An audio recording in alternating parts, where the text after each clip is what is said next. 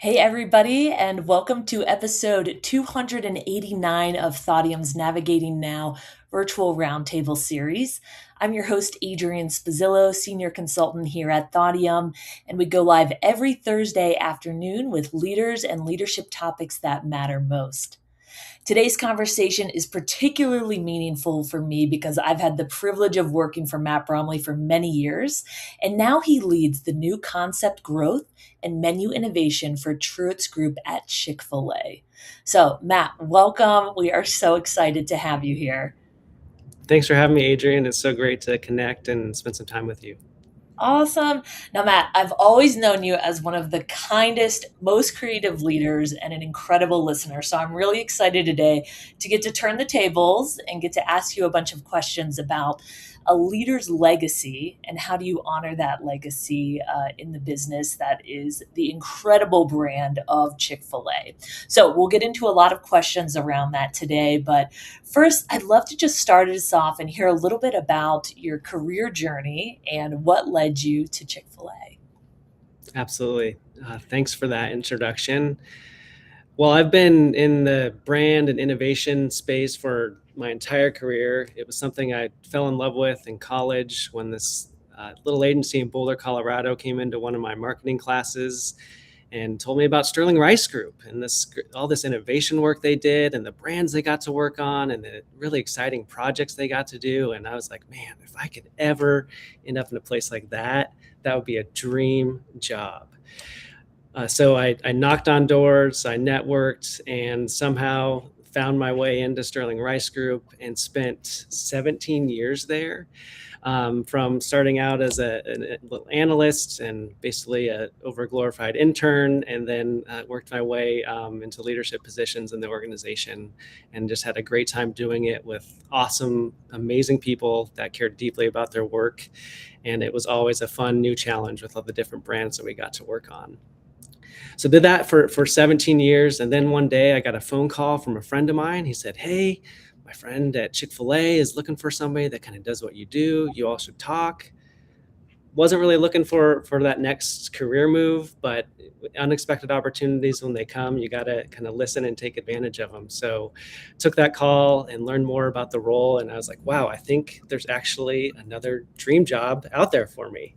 And that was to come over to Chick-fil-A and work on new concepts for Truett's Group, which is a subsidiary of Chick-fil-A, and it's a collection of 18 restaurants, mostly in the Atlanta area, that are basically specialty Chick-fil-A's that Truett Cathy himself started and stewarded throughout his lifetime, to have kind of a playground to try and innovate new things, to have expanded menu offerings and a full service dining experience in most of our concepts.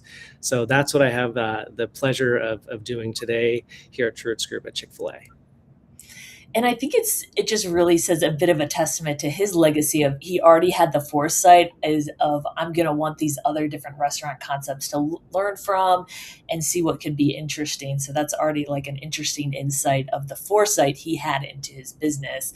I'm so curious, how would you describe Truett Cathy's legacy? What was he all about and wanting to leave behind? That is a huge question, and there are much more qualified people than me to answer it, those that actually knew Truett. But I'll do the best that I can with what I've been able to learn from others in this wonderful company. Truett, there aren't enough words to kind of describe the legacy that he left for not only this company, but just everyone that he knew in the community that he was a part of. Truett was a man of deep character and deep care. And I think that showed up in everything that he did. I would, just to distill it down for you and give you a cleaner answer, I would say that the four values that we have, our core values at Chick-fil-A, are probably a really good way to encapsulate a lot of his legacy. And that Mhm. is that we're purpose driven, we're here to serve, we're better together, and we pursue what's next. So those are that's the DNA of our company, and that really came from Truett himself. He was purpose driven. He was a man of deep faith and had a purpose well beyond himself for why he made the decisions he did in life and in business. he had a servant's heart. And that was deeply rooted also in his faith, in terms of when you think about Jesus and how he came to serve and love others. That's what he tried to do with everyone he came in contact with. Better together, Truett was all about loyalty and building loyalty with those he worked with, and especially his customers and those in his community. And then pursuing what's next. I mean, entrepreneurship was Truett from the age of 8 years old, when he started with a wagon selling Coca-Colas door to door in his neighborhood. So he's always been an entrepreneur at heart, mostly by necessity. I mean, you talk about a young man born into the Depression, and really having to do things like that to make ends meet for his family. So just that's a big part of who he was, as well as that pursue what's next and that entrepreneurial spirit that he had. Wow. I mean, it just is such a testament that, like, when we've worked with these different brands over the years, we're trying to help them define what their values are. I mean, it's such a gift to be able to come into a company and them already have such a strong foundation of like what the cultural and values compass is. I'm curious, like, how do these values show up in some of like the day to day or tough business decisions that have to be made? Are you guys referring back to these a lot, or are they just in the subconscious of the organization? All the time. And I think there's some great stories of where the Chick-fil-A brand was born. So Chick-fil-A was first started in 1967 in the Greenbrier Mall in Atlanta, and quickly grew to other mall locations around the Atlanta area, and then around the country. One of the most challenging aspects of being in a shopping mall, and being one of the first restaurants to go into a shopping mall, was there was a real kind of tension of this whole thing about being closed on Sunday. The mall owners and operators were like, hey, we have a ton of people in here shopping on Sunday. We want them to be able to enjoy delicious food while they're here. This is something that I know they would love from you. Why can't you guys just bend on this and make it happen? But that was something that Truett really stuck to as a core principle of, no, like, Sundays are a day that I want my team members to be able to spend with their family, to go to a place of worship if that's something they choose to do, and just to have some time off to rest and reset before jumping back in on Monday. So it was a tough business decision. There's stories of malls writing letters of like, we are going to terminate your contract and move you out of here unless you open on Sunday. And he had to make the hard decision to stick with his principle of being closed on Sunday.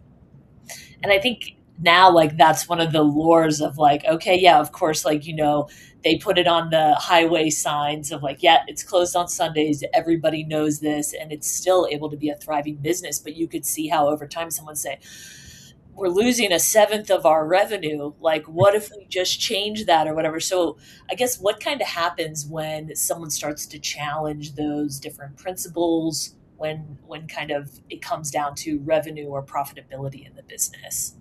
How does Chick-fil-A manage that? I think when you're a purpose-driven, values-based organization, it's just kind of at the core of who you are, and there's just certain principles that that we're never going to waver from, because it's a part of our identity. It's a part of the legacy that we're trying to steward so well, and what True created, and something that we wouldn't want to tarnish in any way. So when you have those clearly established and firmly in place, and it's a part of your strategy, it's something that it makes it easier not to ever have to waver from. And I mean, the organization is so huge now. So Chick-fil-A is really known for their best in class onboarding and training programs. Like, what's what's kind of the secret sauce of what they do when a new person joins the company? Like, how do you get to know the culture and these values in a personal way, even though maybe they never met Druid? When I came to Chick-fil-A, I was blown away by the intentionality behind their onboarding program. There's a 2 week for staff members. There's a 2 week onboarding program where you get entrenched in the legacy, the history, the values, the culture, the business model, everything that you need to learn about Chick-fil-A. They spend just day after day in intentional time bringing you along and helping you just understand who we are and what we're trying to do here. I've never seen that. I mean, obviously I've had a long post at at another company for 17 years. It was a smaller agency, but I've consulted at a number of other brands and businesses, and I've never seen that kind of intentionality before as it relates to onboarding. So that was something that was really had a huge impression on me. Okay, so they start you off with a bang, like you're gonna really understand what we're all about here. And then for people like as you go through your career, what do different development, professional development experiences look like within Chick-fil-A? Yeah. Chick-fil-A, as much as we're here to support our restaurants and to just create great experiences for our customers, you could argue that Chick-fil-A is really a leadership development company.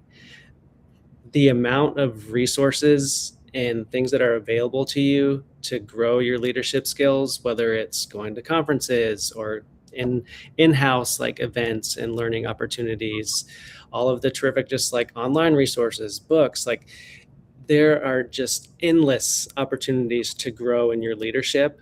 And then beyond that, the people here and the caliber of the leaders that are at this organization, it just blows me away every day. I have to just pinch myself that I have the opportunity to be around such just inspiring people that are so great at what they do and care so deeply about their people. Mhm. I mean, I think that's where, like, Thaudium working in leadership development and learning, we definitely see the spectrums of all different companies. And it's like the ones who still believe, like, in this world of AI, that human potential is the advantage. This is what's going to matter. You can see it in the way they show up and what they want to invest in with their team. So I think that's so impactful to hear that, based on the values of the company, it's you guys are walking the walk and like, okay, you can actually sit down and learn or go to this conference if you want to be better in that because it's going to end up coming back to the business in the long run. So I think you landed at a pretty great spot, Matt. Yeah, for sure. And then beyond that, what's really neat about Truitt's Group and the opportunity we have. So the majority of Chick-fil-A restaurants across the country are franchise, and it's an owner operator that's running those restaurants with his team and his staff of employees.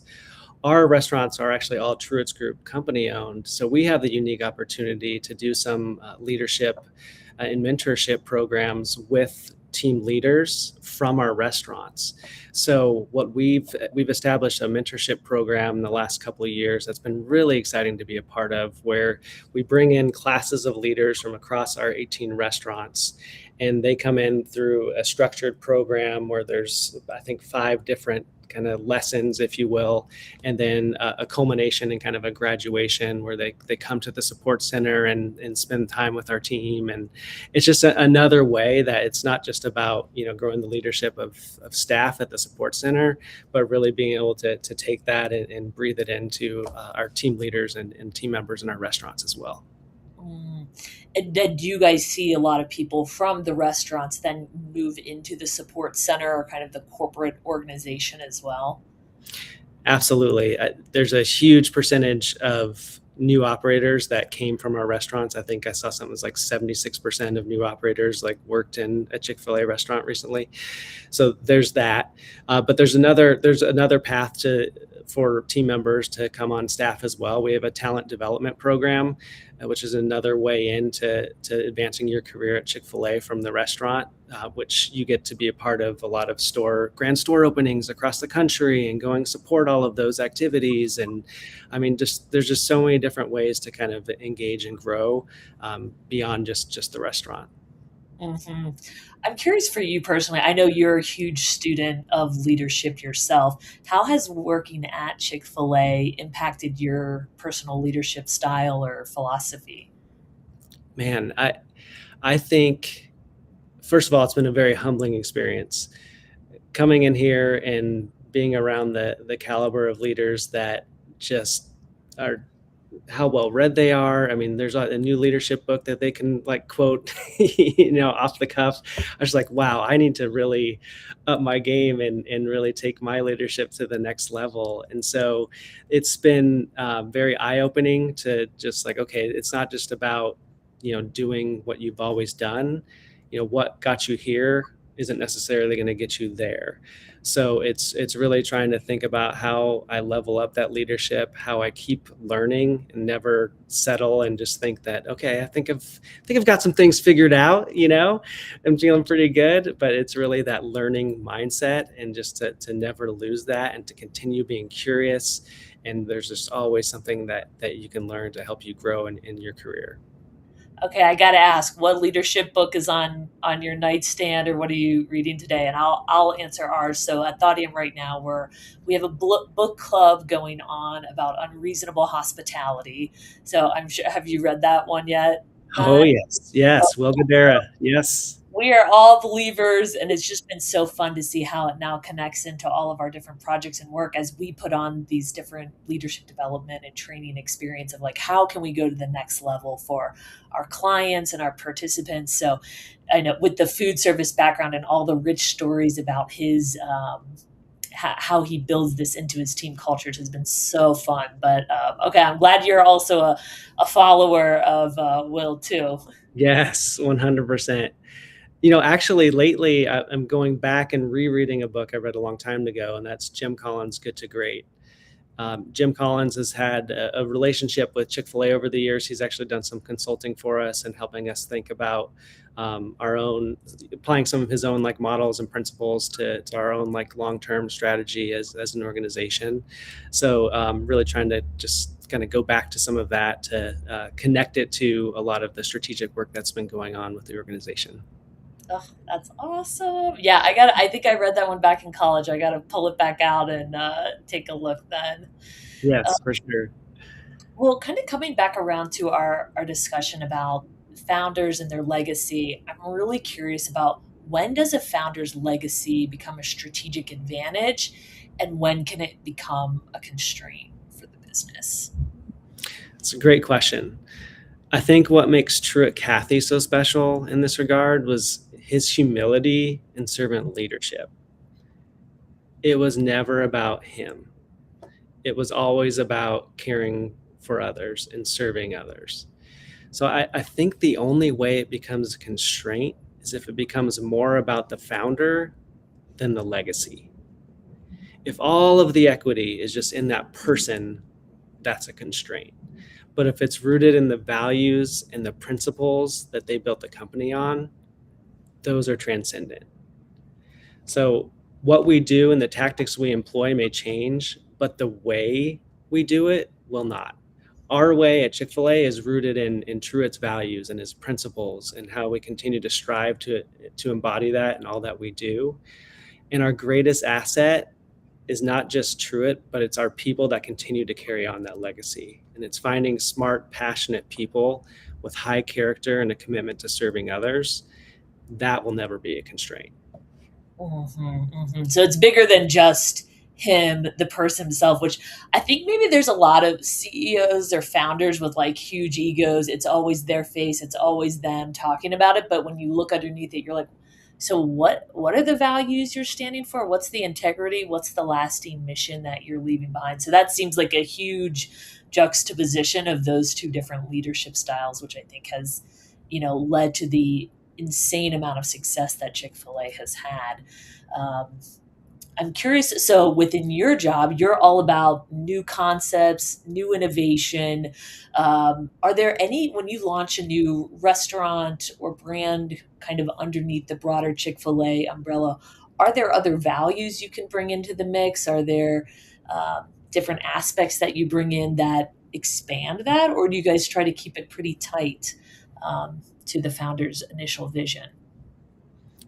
Within Truett's Group, because we are 100% about carrying on Truett's legacy and everything, we're about creating and advancing Truett inspired opportunities that enrich lives and communities. So because of that, it's a very close tie. And so Mhm. everything that we do is going to have that same shared value set of Chick-fil-A. Now it may show up different, it may look different, it may have a different name, it may be different menu items, but at the end of the day, the backbone of that new concept is going to be rooted in the values of Truett and Chick-fil-A. Okay, so it's going to stay pretty close there. I'm curious, like, what are your favorite traditions or rituals that are your favorites of the business or the brand? Maybe ones that people aren't as familiar with. Yes. I think broadly speaking, one of my favorite things that we do at Chick-fil-A is how we engage our restaurant operators and their teams and connect them to the bigger organization. So one of the tangible ways that that happens is pretty much every day of the week, but especially Mondays, teams from restaurant operators and their teams from all over the country will pick various points throughout the year to come visit the support center, and they'll bring their team in. And one of my favorite things that we do on Monday morning, we have a devotion time, where there's usually like a shared story and some worship. And but the coolest thing that happens there is that we get to honor and celebrate all the teams from the restaurants that are coming in to visit. And what that looks like is a standing ovation that goes on for minutes to celebrate these team members that are coming in and the work that they do, because there are no registers in the support center. Our team members and our team leaders and our operators, they are the ones that are carrying out the vision of Truett Cathy in the restaurant every day. So we want to make sure when we get a chance to be with them that we can celebrate them like crazy. So that's one of my favorite things that we get to do. Oh, that just gave me chills just thinking about these because I'm sure they're not expecting it. Yeah, They get this like minutes long standing ovation as they come into the service support center. So that's yeah, special. Uh, yes. well, I have a couple rapid fire questions I want to ask you, but I'd love for you to complete this sentence. A founder's legacy stays alive when? You stay committed to the vision, values, principles, and traditions that the brand is built on. I think most longstanding brands and businesses are successful because they found a way to create enduring value for others, whatever that might look like. But how do you ensure it lasts? And what I've come to believe in the experiences I've had, the organizations I've consulted for, and especially what I've observed and been a part of at Chick-fil-A, is I believe it's you create that enduring value by leaning into the enduring values of the founder and carrying those forward. So that I think is something that, like we talked about earlier, that's something that's transcendent, that goes beyond what's happening in the economy, the sales pressures, the challenges, all of those things. When you have that firm foundation and those enduring values, that's how you kind of keep that legacy alive. I love that. And I'm curious if we have any founders that are listening to this right now. What would your advice be for them to uncover? What are the values that they want to kind of permeate throughout their company? How can they figure that out? I'd have to imagine. I mean, they know who they are. They know what they're passionate about. They know what they've built, and I think it's just continuing to articulate that and ensuring that everyone in the organization is clear and is aligned and knows what those things are. So it starts with that. I would imagine. But I myself am not a founder, so I'm not going to give a founder a lot of great advice. But from what I've been able to see and witness, that'd be a good place to start. Amazing. Well, my last question is what is your Chick-fil-A order, Matt? Ooh, depends on the day. If I'm feeling like being healthy, I will get an 8 count grilled nugget with a kale crunch salad and a side of buffalo sauce and shake all those things together and create a little buffalo chicken salad. If I'm feeling like I want to go for it, it'll be a spicy chicken deluxe and waffle fries. Love it. Oh, amazing. Well, Matt, I just want to say thank you so much for joining us today. It was so cool to hear how the values of the company are really embedded in that founder legacy that people can continue to come back to, and helps move the business into the future. So thank you for your time. And it's been so fun to get to catch up and chat with you today. It's truly been my pleasure, Adrienne. Thanks so much for having me. Thank you. Oh, my pleasure as well, Matt. We want to thank everybody for tuning in today. So we go live every Thursday afternoon at 3 p.m. Central. So you can find today's episode at thaudium/.